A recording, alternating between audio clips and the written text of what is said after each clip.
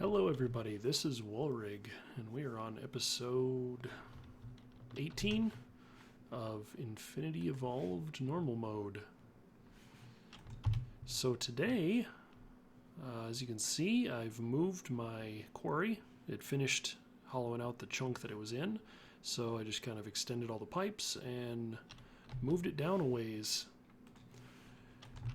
And I've also put engines down, because what I was trying to do with the energy cells was just ridiculous.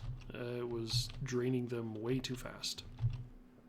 So instead I've got 3 combustion engines here, and I've just been filling each one with a single bucket of fuel. That way, once this is all done, I can pick all this stuff up and move it and not have to waste a bunch of fuel. Although I still have a pretty significant amount. 104 buckets worth? Yeah, quite a few. A lot. So, same setup as before. This gate is just sending its signal down to here so that it can be transmitted. So, pretty much all the same. I do have it set up to mine 3 chunks this time instead of a single one. Because it is going all the way down to the seafloor, it actually goes through that all pretty quick. So, with that, that's just going to run. In the meantime, I have some other plans.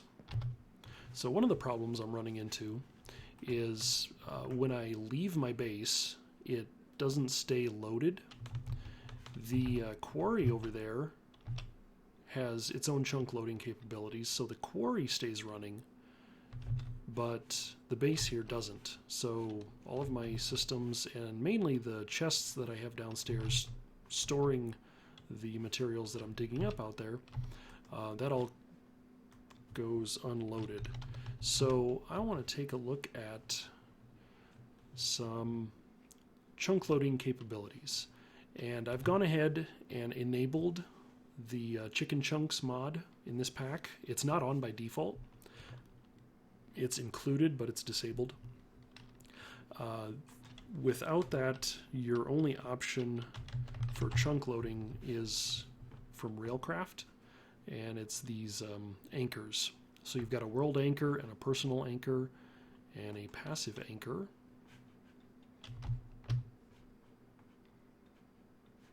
The passive anchor, I'm not entirely sure what that does. Okay, I just had to go look that up real quick. The passive anchor doesn't force load any chunks, whereas the difference, like with the world anchor, this one loads chunks all the time.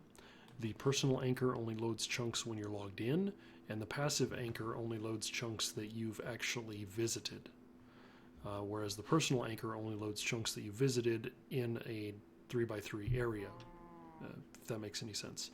And then there's an admin anchor that, I could spawn that, since it's a creative only item.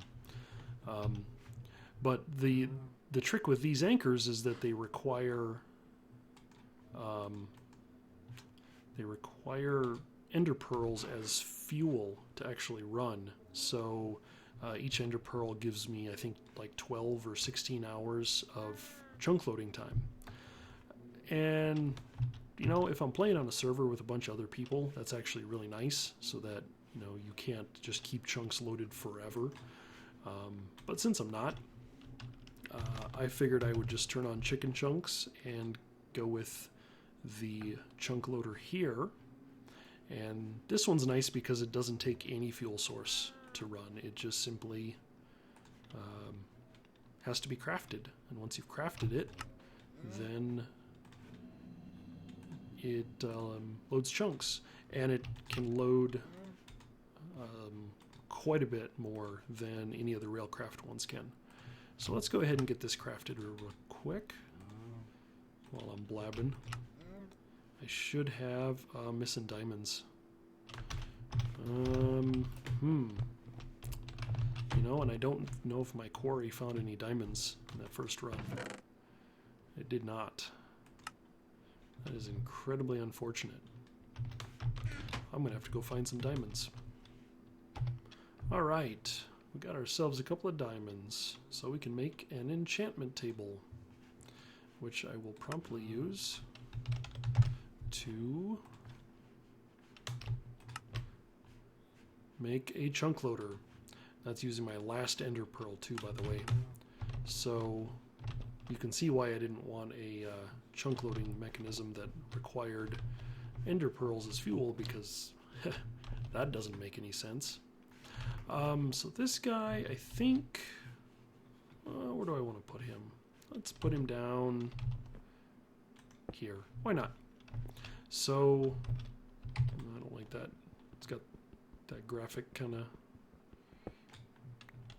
stuck there in a weird spot. I'll put it there. There we go.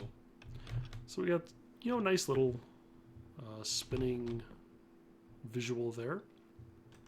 And if we right click on this, we can choose how many chunks we want to load. The default is a 3x3, so a radius of 2, which is 9 chunks. We can choose to show lasers. This is a pretty handy little thing, so it'll actually show us, give us a visual representation of where the chunk boundaries are that are being loaded. So it draws it from the center of the chunk that chunk loader is in, and as you can see, it's hitting a pretty good swath, but I think I would like it to hit more, and I need it to catch the engines on my quarry over there. Not ideal, I know, but again, I'm not playing on a server with other people, so I'm going to go ahead and load a ridiculous number of chunks. And let's see if we're reaching it yet. Not quite. I think we need to go out one more and we'll get it. Okay. Looks like we got it now. Yeah, I don't want to keep this loaded like that for very long. This is actually a radius of 6, and with that radius I'm actually loading 121 chunks, which that's just frankly ridiculous. Once this quarry gets done, I'll actually move it and set it up properly so that the quarry can load its own engines. That's just obscene. Again, I have no one to bother here but myself, so you know I'm cool with that. But if you're playing on a server, don't load 121 chunks. That's not cool, man. Anyway, with that done, I have some other things I want to do, so let me get some things ready for that. Okay, the next thing I want to work on is a better way of getting around the map, because you know I've decided to build my base in the deep ocean here because it's kind of cool living on an island. There are, as you can see, I've mapped out, there's some villages over there and chickens, because I had to go looking for chickens a while ago. And yeah, don't forget the hungry node. There's things that way, there's a Thami thing over there, a large island over there. So there's stuff around here, but it's pretty far away, and I have to spend a lot of time on a boat if I want to get to those things. Fortunately, there is a mod that I can use a part of it to help me get around better. And if I spell it right, I can look for Mystcraft. Now, Mystcraft is a very interesting mod. If you've ever played the game Myst, this is kind of along that lines. You can basically create books that create alternate worlds. So it allows you to create multiple dimensions, and you get pages that you can use to, you know, define the world that you want to create. But the other nice thing is that it gives us these linking books. So what I can do with these linking books is that I can essentially link them to any area in any dimension. So that sounds handy, and we use the book and we just go wherever the book leads us. So in order to make that, I first need to start with a few items. I need to make an ink mixer and a book binder, and these are both pretty easy. As you can see, there's really nothing too crazy about those items. And I will just place these down over here for now. You know, they have some kind of nice graphics on them. They've got an interface here, which I won't go into too much detail with. Oh, that's cool. That's kind of an update. It tells you you're missing a linking page. So what I can do now is if I need to make some ink, which I should be able to do like so. Grab a few of these, and I think I screwed that up, but that's okay.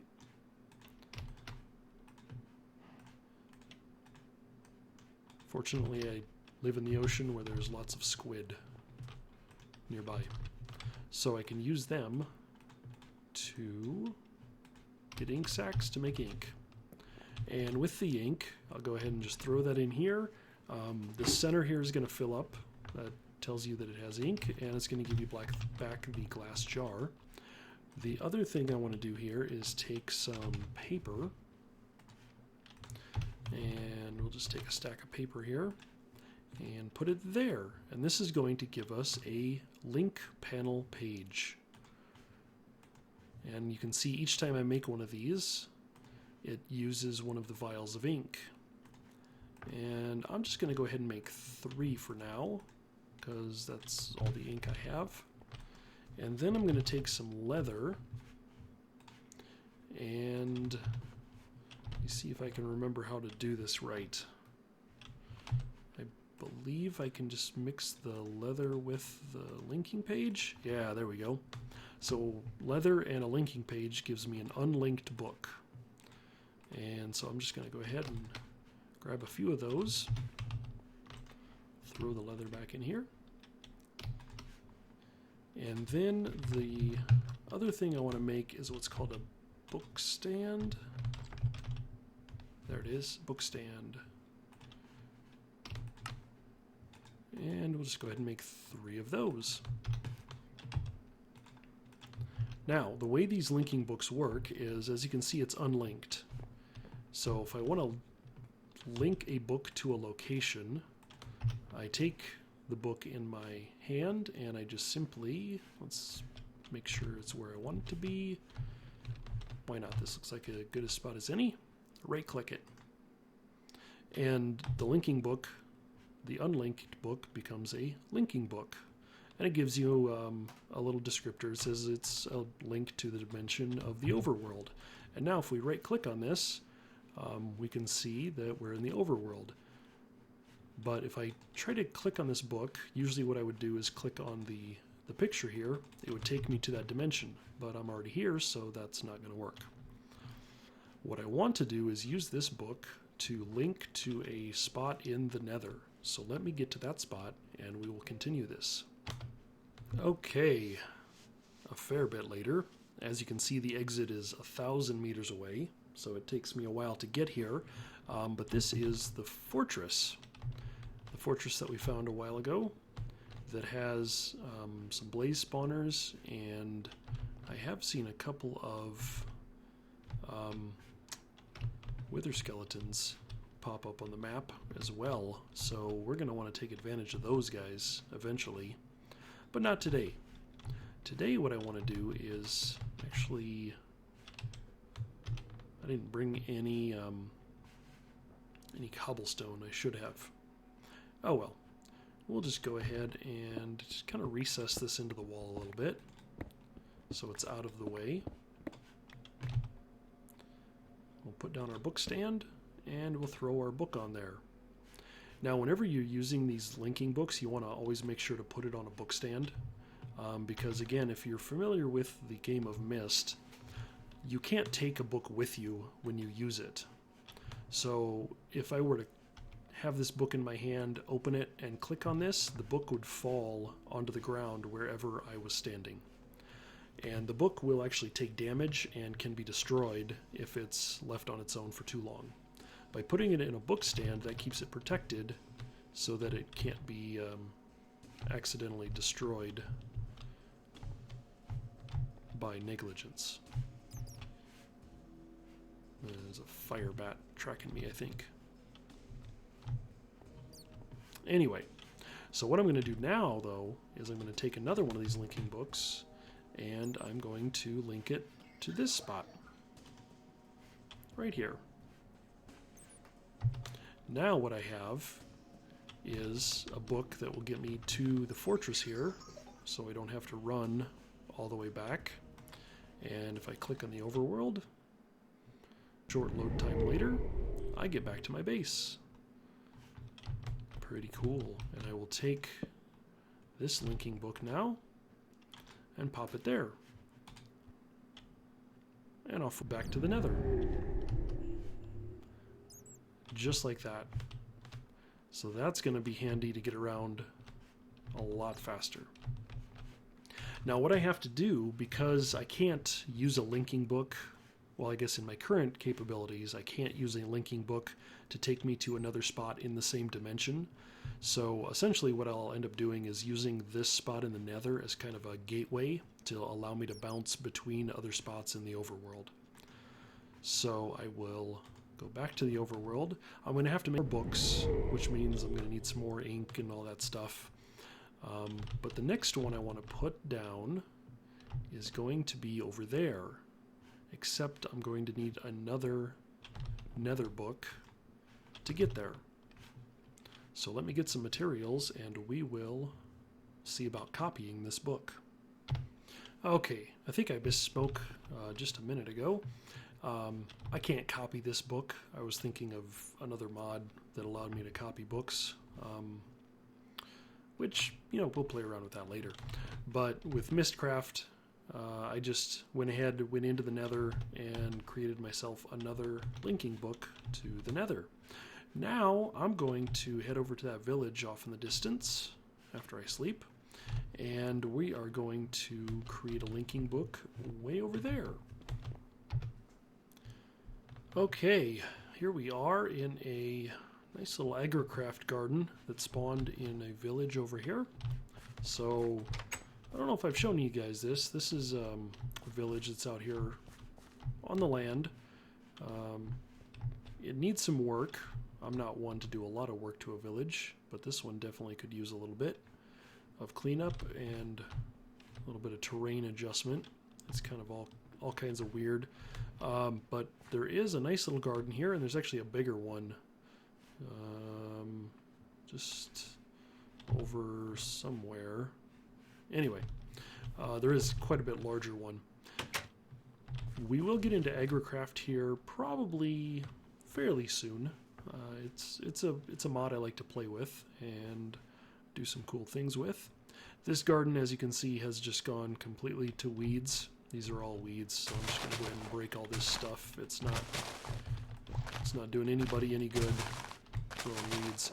I think I probably should have harvested it when I first got here, because I think there were some different flowers and other plants that would have been nice to have.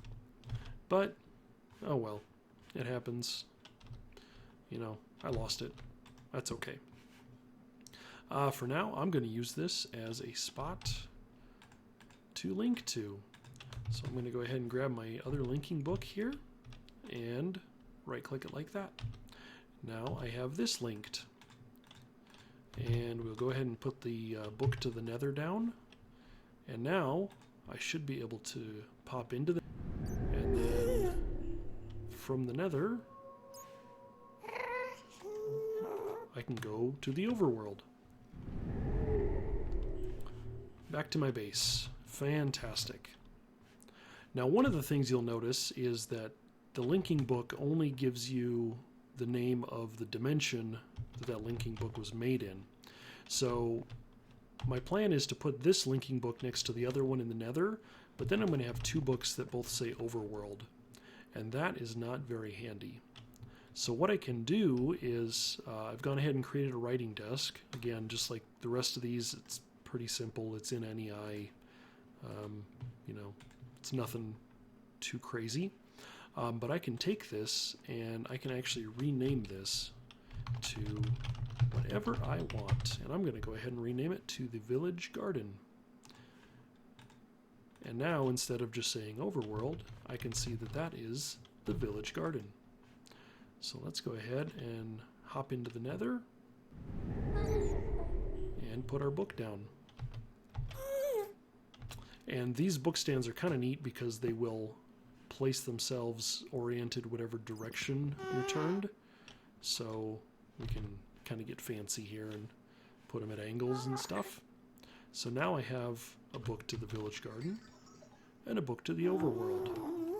And that way I can just know to the overworld. That middle one is the book back to my base. So like that, I can get around much easier than I did before. So no more boats going over to that village. I'll probably end up doing the same thing for the large island over there, just so that I've got, you know, a couple of different spots that I can get to pretty easily to go find stuff. All right, on to something next. All right, I've talked about it a few times, so I think I'm going to do something about it now. I'm just making a sag mill from Ender.io, and I've already made an alloy smeltery from Ender.io, so I had used that previously for something else. But what I'm going to do is actually use these two machines together, and they work very well together. And I'll just go ahead and put a space in between them. So the sag mill is like any other kind of pulverizer. It will break down items, and depending on output, there's multiple outputs. And then the furnace can do furnace-y things. Now what I need to do is get power to these guys. I had the alloy smeltery hooked up to my main power, but the problem is that if these guys start running, kind of similar to what I had set up over here, when these guys run, they actually draw more power than I'm producing with my water wheel, so they can drain my power and then my AE system goes offline. That's not a good plan. So I need another form of power. And for that, I think I'm going to go ahead and use a different type of combustion engine. This one is from Ender.io. Because, why not stick with the same mod. I will get some LV cable, so I'm going to use the immersive engineering wiring to wire this all up. And I do need another item from Ender.io. Let me find the name of it real quick. I think I've forgotten it. There it is. What I'm looking for is called the reservoir. And if we push shift, we see some information where it talks about basically it's an infinite water source inside of a 2x2x1 space. So it's going to take a little bit of fused quartz, some glass, and a couple of cauldrons. So make a couple of cauldrons, and I should have enough fused glass. I had 2. Thought I had more. I have quartz glass. Oh, that's what I had. And I don't have enough there. That's unfortunate. Hey, you know what we do have? We've got a linking book to the nether, and I know where there's some quartz, so let me grab some. Okay, a little bit later, that really didn't take any time at all. I have 2 more reservoirs, so I need 4 of them because I need to build a 2x2x1 structure, and I'm going to need 2 buckets of water. So I'm going to go ahead and get a second bucket here. And just run upstairs real quick, grab some water. And then, I haven't showed you guys this, I actually cleared out a spot downstairs. Similar to upstairs, just another spot here so that I can do things. There's that. There's that. Cool. All right. So let's go ahead and put down the combustion engine. That looks like a good spot. And the reservoir is not going to be centered. I don't like that. I don't like that at all. Yeah, that'll work for now. I'll just build it into the wall. So the reservoir, the way this works is that if I take 2 buckets of water, 1, 2, it will then finish out the rest and fill itself up. I can then program my combustion engine here to input from the back. So if I pull in, we should see that this starts draining and fills my combustion engine with water. The only other thing I need is some fuel. Fortunately, I think I have some of that somewhere. There we go. 128 buckets of fuel. That ought to do the trick. So we will tell this guy to pull from that side. And just like that, he's going to start pulling fuel out of that tank and start generating power. 60 RF a tick. Funny how that works. So the fuel is what creates the generation rate in this combustion engine. And so with the Buildcraft fuel that we're using here, it plays nice and generates the same amount of energy as any of the Buildcraft engines. So that's handy. 60 RF a tick, that's a good place to start. I went ahead and created some of this leadstone flux duct. This is thermal expansion's energy transfer conduit.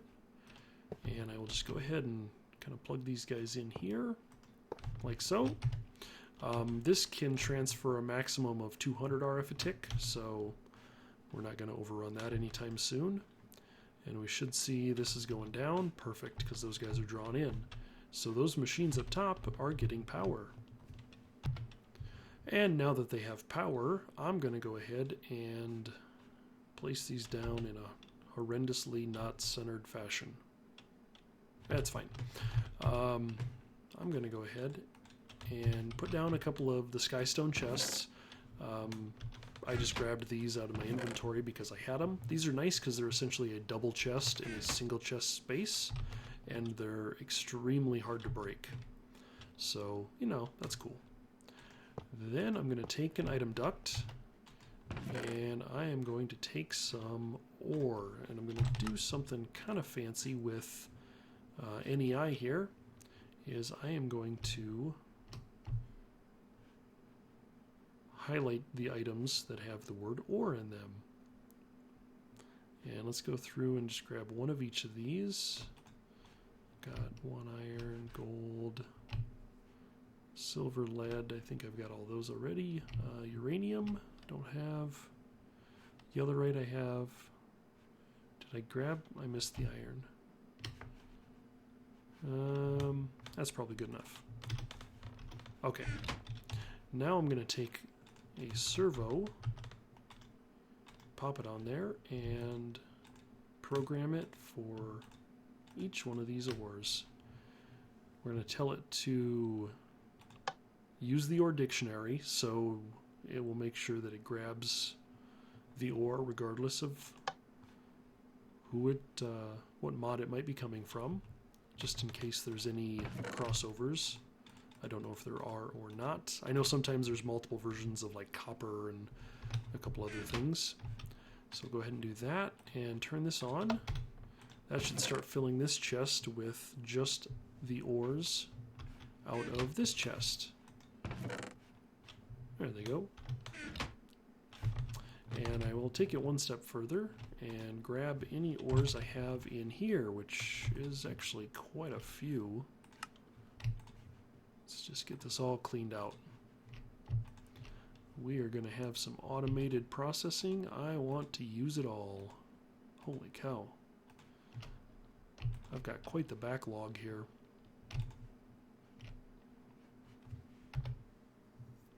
Alright, so I got all of the ores put into here, and you can see even as a double chest there, that's going to be filling up pretty decently. Let's see, did we miss anything? Looks like we missed the lead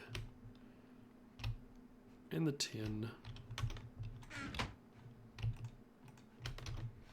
And that's everything. So that servo is full. That's okay, that's the main stuff. Now I'm going to, I need to do one more thing with this. So the last thing I'm going to do with this setup here is take a chest and I'm going to fill it with all the flint that I have. And I'm just going to fill that by hand for now. And then I'm going to program this guy to first, we're going to push to the chest on its right. We're going to pull from the chest on its back, and what you're going to see is the flint's going to go into this little spot here. So flint is a way of getting bonus material output. It's basically, if you want to think about it, it's kind of a way of greasing the gears in the machine so it works more efficiently. Flint is the first tier. The second tier is to do what's called dark steel balls. Those take quite a bit to build, so I'm not going to use those yet, but I am going to use flint because that's going to be helpful. And then the last thing I'm going to do is configure the one on the right to pull from,